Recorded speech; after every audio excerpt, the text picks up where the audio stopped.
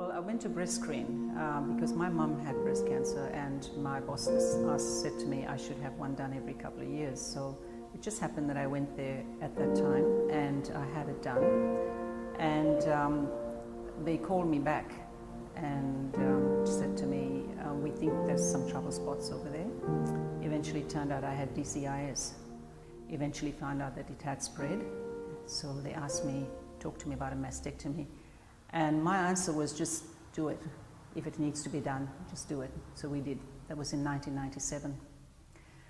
In 2000, I had another recurrence, 2 lumps just above the mastectomy site.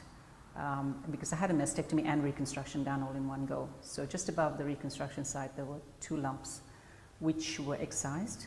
And my oncologist suggested that I do have chemotherapy and radiation therapy. And then I was in remission for 9 years. And in 2000, I found another lump on the side, just under my arm, at the edge of the mastectomy site.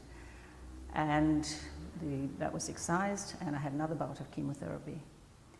In 2011, I was having a mammogram and ultrasound done because they can only ultrasound my right breast, and they found another lump, a very tiny one, because I'd had Herceptin the previous time I'd had chemotherapy.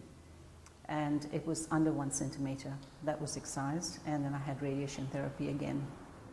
Early detection is very, very important. And the sooner you find out, the better, because then you can go for treatment straight away. I mean, I'm getting on with my life, you know. The way I figure it is, you know, if it happens, it happens, and I just deal with it.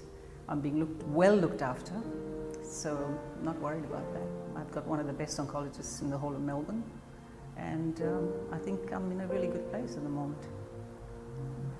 Look at your breasts to make sure that they're both looking okay, normal, and have a mammogram as of, you know, every couple of years, just to make sure that everything is well.